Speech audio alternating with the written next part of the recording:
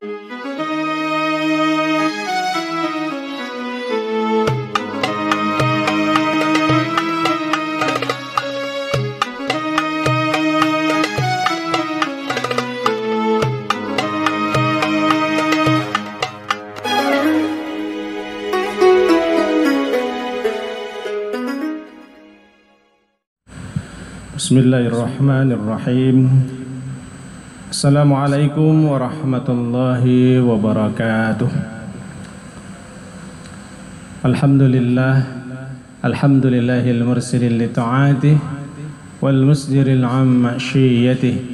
Asyhadu an la ilaha illallah wahdahu la syarikalah iqraran bi wahdaniyatih wa asyhadu anna Muhammadan abduhu wa rasuluh i'tirafan bi nubuwwatih. Allahumma salli wa sallim ala habibika wa nabiyyika Muhammadin wa ala alihi wa ashabihi. Hadirin sidang jamaah salat zuhur yang dirahmati Allah, tentunya hanya kepada Allah senantiasa kita bersyukur. Apapun yang diberikan Allah, sekecil apapun nikmat, dan harus kita syukuri. Di antara yang harus kita syukuri adalah nikmat kesehatan dan waktu luang. Dan hari ini kita mampu meluangkan waktu, bukan sekedar mengkondisikan waktu dan mencari waktu luang, tetapi meluangkan waktu, itu yang lebih baik untuk kebaikan.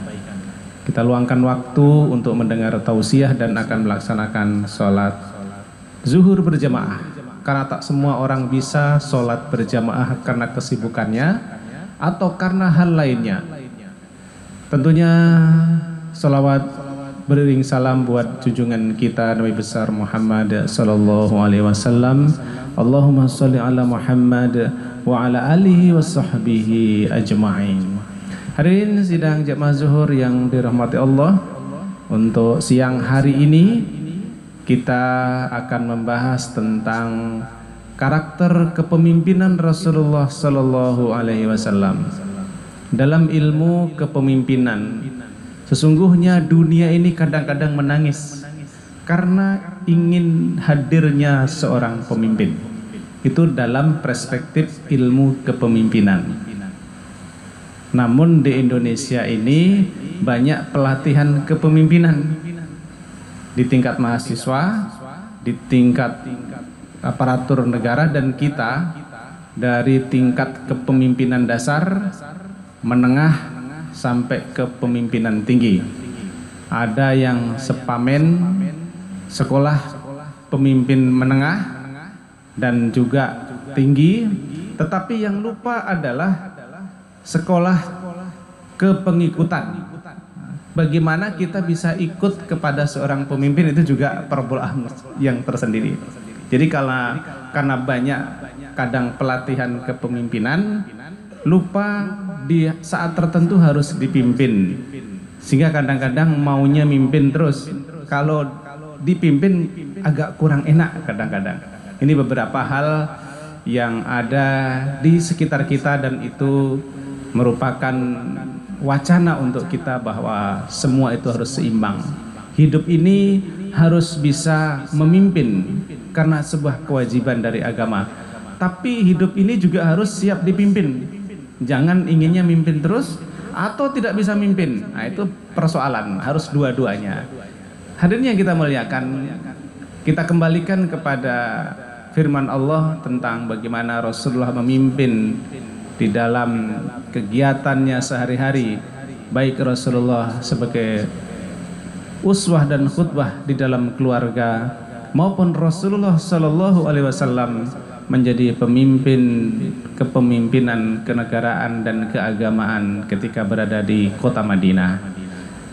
Surah yang selalu dibaca oleh para asatidz, para ustaz, para muballigh terkait dengan ini, diantaranya adalah dalam surah At-Taubah ayat 128. Hadirin yang kita muliakan, kita bacakan ayatnya. Na'udzubillahi minasyaitonirrajim. Bismillahirrahmanirrahim. Mudah-mudahan bismillah kita tidak lupa apapun yang kita lakukan. Kenapa? Itu keistimewaan dari Islam. Sebelum apa yang kita lakukan, itu langsung mengecas hatinya dengan menyebut kalimat Allah, Bismillahirrahmanirrahim. Cobalah kalau kita melakukan suatu tanpa membaca itu, maka cas hati kita, spiritual kita agak kurang. Makanya itu dibaca berulang-ulang ketika kita akan melakukan apapun kebaikan. Laqad ja'akum rasulun min anfusikum azizun 'alaihi ma 'anittum harisun 'alaikum bil mu'minina raufur rahim. Yang pertama adalah anfusikum. Wa qara'a Ibnul Abbas wa Zuhri wa Ibnul Muhisin min anfasikum bi fathil fa. Ada beberapa ulama menginformasikan bahwa kata anfusikum ada yang membaca dengan min anfasikum bi fathil fa, maka fa-nya itu dibaca fathah. Namun ini karena dialek atau cara membaca yang berbeda-beda, namun intinya sama. Namun maknanya adalah min asyrafikum wa afdalikum. Jadi seorang pemimpin, kenapa Allah memilih Rasulullah Shallallahu Alaihi Wasallam menjadi seorang pemimpin? Karena ada dua hal. Syaratnya ada dua sebelum berkarakter. Min asyrafikum, mempunyai sesuatu yang terhormat. Rasulullah adalah sosok yang terhormat. Apa kehormatan dan dari Rasulullah? Rasulullah adalah mulia dibanding dengan yang dipimpin. Rasulullah yang paling dekat dengan Allah dibanding para sahabat dan keluarganya. Rasulullah Shallallahu Alaihi Wasallam yang paling banyak beribadah. Rasulullah lah yang banyak sholat malam. Rasulullah yang banyak membaca Al-Quran. Jadi kalau kita ingin memimpin keluarga dan kemudian agar terhormat, harus mempunyai rasa dan sikap-sikap yang terhormat. Makanya Rasulullah dijadikan pemimpin oleh Allah. Kemudian wa afdalikum, afdalikum, Rasulullah mempunyai kelebihan metodologis, kemampuan kompetensi metodologis. Apa maksudnya? Apapun yang ditanya kepada baginda Rasulullah oleh umatnya di zamannya, Rasulullah menyelesaikannya. Kemampuan menyelesaikan kebuntuan sosial, kemampuan menyelesaikan apapun yang ada di rumah tangganya, itulah afdalikum. Jadi syaratnya dua jika ingin menjadi pemimpin. Pertama adalah kemuliaan, kehormatan. Yang kedua kelebihan. Jangan sampai tidak punya kelebihan. Jadi imam kan karena punya kelebihan, hafalannya, bacaannya. Coba nggak punya kelebihan, tentunya tidak akan pernah jadi imam. Dalam waktu ini dalam konteks imam sholat, dan dalam konteks kehidupan yang luas, seorang pemimpin harus punya kelebihan. Dua hal tersebut melahirkan tiga karakter. Yang pertama, azizun alaihi ma anittum, azizun alaihi ma huwa syadidun alaihi. Jadi berat terasa oleh baginda Rasulullah penderitaan umatnya. Jadi seorang pemimpin harus mampu mempunyai rasa empati, kemampuan merasakan apa yang dirasakan oleh orang lain. Begitu berat. Bahkan Rasulullah membayangkan beratnya penderitaan umat Islam bukan hanya di zaman beliau, juga dibayangkan untuk yang akan datang, bahkan sampai ketika kiamat.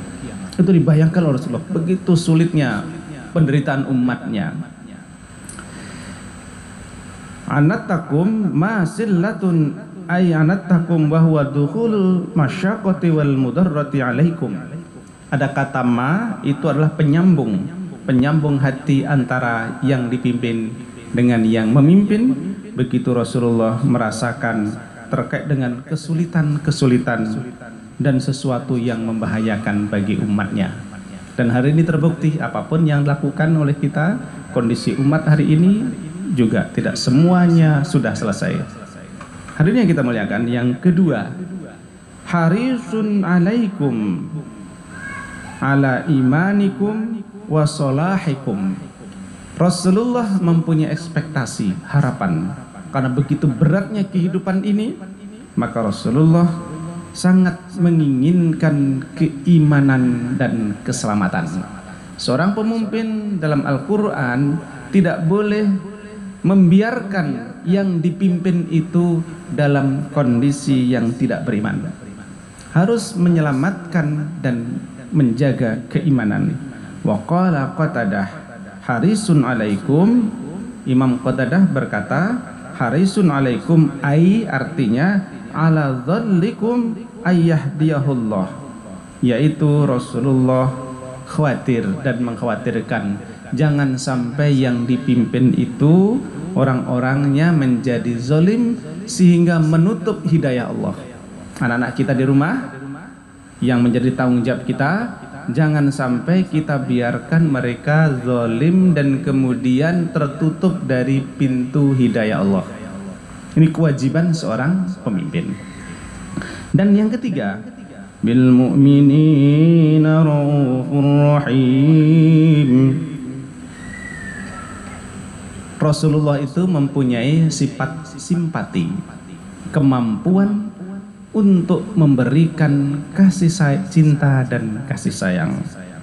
Bil mu'minina raufur rahim, qila raufum bil mutti'in. Rasulullah sangat cinta dan sayang kepada orang-orang yang taat, menjalankan perintah agamanya, menjalankan regulasi kebaikan. Rahimum bil mutnibin, dan Rasulullah selalu membimbing kepada orang-orang yang sudah kembali dari berbuat dosa. Kata mutnibin, orang-orang yang penuh lembaran hitam, dijaga kondisinya agar kembali kepada kebaikan, karena sesungguhnya Allah mencintai orang-orang yang kembali dalam kebaikan. Oleh karena itu, jangan diprediksi, jangan diberikan asumsi bahwa orang-orang yang telah berbuat ketidakbaikan dia tidak akan kembali. Karena dalam perspektif psikologi, tentunya psikologi Islam, sesungguhnya esensi penciptaan manusia itu adalah baik. Karena Allah Maha Baik menciptakan sesuatu yang baik. Jika ada saudara kita berbuat dosa dan kesalahan, boleh jadi mendapat pengaruh dari luar dirinya yang tak sanggup mereka untuk mengelola kehidupan. Tapi intinya dia mempunyai hati yang baik dan harus kita jaga, jangan sampai jauh mereka melangkah. Maka diperhatikan, tarik kembali untuk bisa kembali di jalan Allah Subhanahu wa Ta'ala. Mudah-mudahan menjadi bahan renungan kita dengan sebuah kesimpulan. Menjadi seorang pemimpin maka harus mempunyai 3 karakter. Pertama adalah empati, yang kedua adalah ekspektasi, punya harapan, yang ketiga simpati, mempunyai rasa kasih sayang kepada orang-orang yang kita pimpin. Demikianlah, dan assalamualaikum warahmatullahi wabarakatuh. Allahu akbar, Allahu akbar. Asyhadu an la ilaha illallah. Asyhadu anna Muhammadar Rasulullah. Hayya 'alas salati, hayya 'alal falah. Qad qamatis salatu, qad qamatis salah. Allahu akbar, Allahu akbar. La